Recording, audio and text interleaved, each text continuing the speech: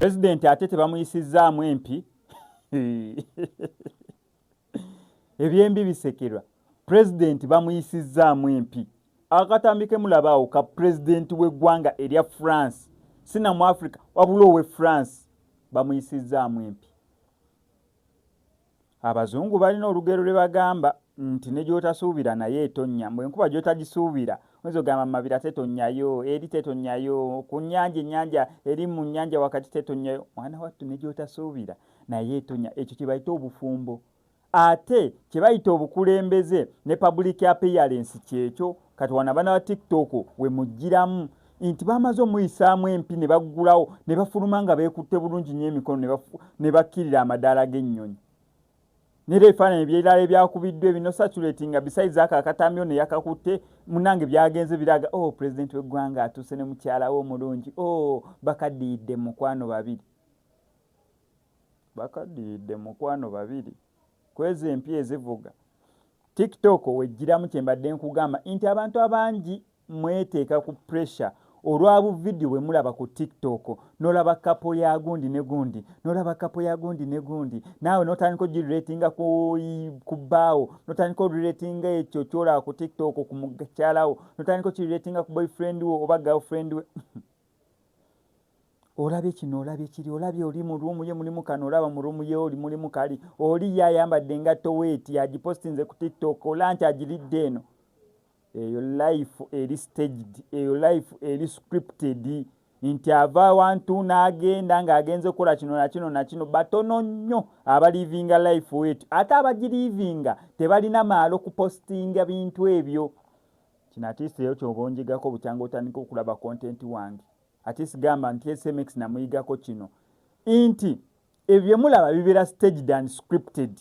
Ekyo muntu abayagala gwolabe ate ebyo mostly by'abantu abayagala okweraga nti togenda sanga Miss Kigundu olwedde tukimanya alina ssente agende ku Serena aliyo nga tukimanyi alina okulya Speak Resort nga tumanyi era byebifo ebimusaanira okuliiramu okitegeera bukafu obw'ebbeeyi obwo bukafu ejjavaazi biki obufu obw'ebbeeyi ate omusange nga yeekubisizza ekifaananyi mbonvaggula ka kofi Miss Kigundu. Ogenda sanga Sudi Lupaleria amazima ddala nga yeekubisizza ekifaananyi olw'ensonga ali ku Serena ali mu kwavinga ka breakfast kubanga kiri nnomo gy'ali. Kati ate ffe abalina amaalo sigamba munze sejjeemu nange kennyini wenfuna chance egendako ku Serena ngenda kwekubisa akafaananyi ka posting olw'ensonga amaalo si kyange si kyendi naye ekintu kyo getting used to sisobola genda ku Serena emirundi 13 neesigala nga neekubisizaayo ebifaananyi 13 gyokka actually ne 13 mingi sobola gendayo ku Serena emirundi egisukka mu 3 ogusooka nyinza okwekubisa ekifaananyi n'egwokubiri then ogwokusatu wemera nyinza ogwokuna sijja kwekubisa kifaananyi kati ate kifo kyekimu.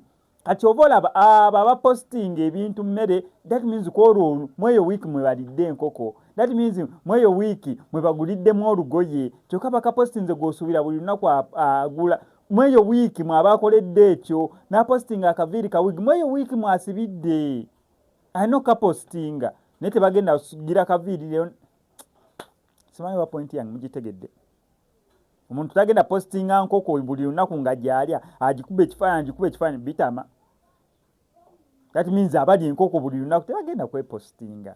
Abavisitinga obufu obw'ebbeeyi simanya mbu sinema ne bagendayo tebagenda bipostinga if gwe muzeegwe nti amazima sente aziyina kafirimu kaka akafuluma n'ogenda mu sinema gyakalabire naye nze agenda ogendayo omulundi ogusooka maama ngenda kwata obutambi bwa mirundi nga 34 postingengako kamuukamu paka wiiki weeneggwako ge tuyita amaalo. Sejjeemu kugambe nange wenfuna omukisa kakubere kulinnya nnyonyi neera nja postinga naye omuntu alinnye ennyonyi amazima ga Katonda nga wiiki ewedde yalinnye ennyonyi kyokka ate nga leero balina omugamba addeyo then agenda akiriyalinga byakiriyalinga mu wiiki eri ejja akomewo ng'ennyonyi mu mwezi gumu alinnyamu emirundi 5 ku 6 kyokka nga ye rutiini ye nti ne mwezi ogujja gyalinnye ennyonyi emirundi 5 ku 6 amazima ga Katonda tagenda kaayanira kadinisa atagenda kwekubya ka selfie ng'ali kadinisa bigenda bera byamutama. Okuva n'olunaku olwaleero kijje ku nze nti abapostinga ebintu ebyo bye tulaba ku social media nti balivinga obulamu obwakabi obw'ebbeeyi manya nti balina amaalo. gwe guba gusoosa okulaba. Omuntu ng'emmotoka ye ng'emmotoka amazima ye yagigula ye agenda gipostinga ka video nga kamu, naye omuntu ng'emmotoka si ye buli lwafuna chance agenda kwerekodingiramu ka video. Ne kati emmotoka ye esiba mu luggi epakinze mu luggyalo eri mu garagiyo, onoofuna ddi amaalo oba n'obudde ogambuka nekwatayo ka video mu mmotoka? Okitegedde? Okugyako ng'emmotoka si ye ogenda mulaba agenda muga nkwata nga ntambula, onkute nkwata kati nga nnyingira, onkute nkwata nga neefudde atabiriiko. Ate ako ka statement kannyumira, nkwata nga neefudde atabiriiko. So omuntu omukulu ne yeefuula atabiriiko n'atunula eri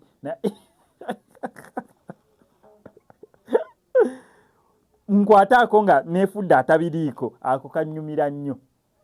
So obulamu bwe butyo buba ne relationship naddala ze twegomba ku TikTok munnange webiba wabeerayo background yaabwe gye tutamanya. So olaba empi ziyita mu president, obufumbo bwa president nga si bulungi. Ate munnange mbadde nkola story eno nga ngenda okujja wano gikola naye ndowoozaamuko ne president w'egundi eri nengamba oba nayo omusajja obusungu abujjira ddala waka.